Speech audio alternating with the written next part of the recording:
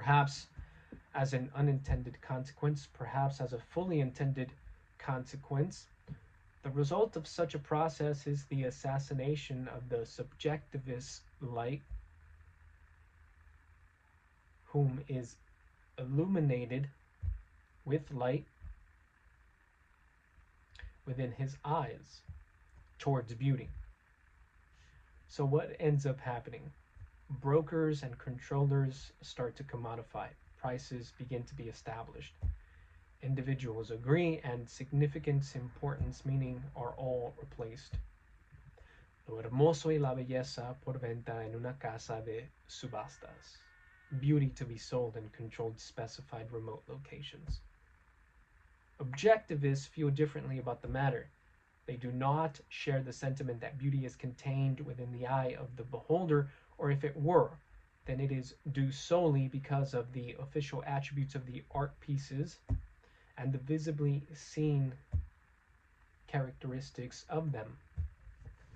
In other words, the art's togetherness, mixture in integration, its hues, lines, contours, complexities, endings, its manner of withholding friction, its inconspicuousness, the ingenuity of the piece, the art's ability to speak the quietness of parts out loud, its ability to resolve internal disputes, its proportionality, successful wishes, and whether or not it established equilibrium. The beautiful is brought down to the formality of what can be conceived. Let's say that we were to perceive beauty as irrevocably given, something we don't have to figure out, but that instead is immanent to the world in its bits and bytes, always present in its being. What this immanent buoyancy is tends to glow with translucency, with amplified intensity due to certain events, especially when certain events attempt to capture it and demonstrate it, as, say, art pieces tend to do. If we were to be speaking mythically of this immanent buoyancy, we'd be speaking of none other than Aphrodite, whom smiled and whose smile made matters much more pleasing, much more lovelier. She wasn't just regarded as a decoration or an ornament. She wasn't just something one would appreciate. She embodied a way in which our knowingness became to be validated. She affords us the ability to be able to differentiate between correct beliefs, proper beliefs, and mere opinions. Qualities within ideas must be made convinced of through argumentation and proof and belief. Juxtaposed to this idea is the idea that prototypical forces of power, along with prototypical influences of power, which make themselves experienced to us through the senses, do not require such mediating force. What we consider to be providential of God could be attributed to her. So the sentiment goes. So a sentiment goes.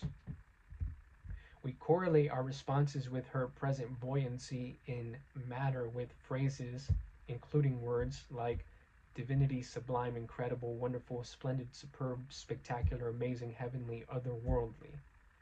Words and such expressions that articulate seeing, tasting, smelling, hearing, touching, the qualities and properties that provide divine enhancements to the ordinary, or what's supposedly written with mediocrity.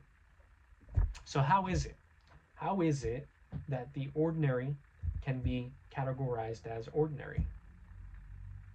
Or how is it that something could be considered to be mediocre? And how could beauty be contained within this mediocreness or this ordinariness? Perhaps beauty is failed to be found in such objects because, well, they are considered to be as such.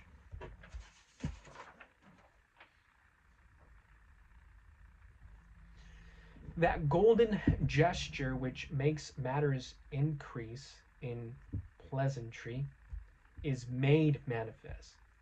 If it fails to appear in the ordinary or what we deem to be mediocre, it is due to us not devoting enough attention for that golden smile to appear before us.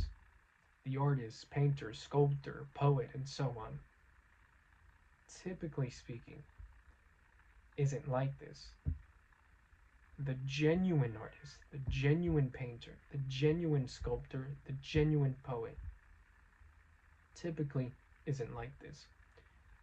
He is devoted to pinpointing the exceptional out in the ordinary. The responsibility taken on is to observe object which would normally go overlooked or passed over in our day to day with an awareness of aggregating these objects with a divine improvement.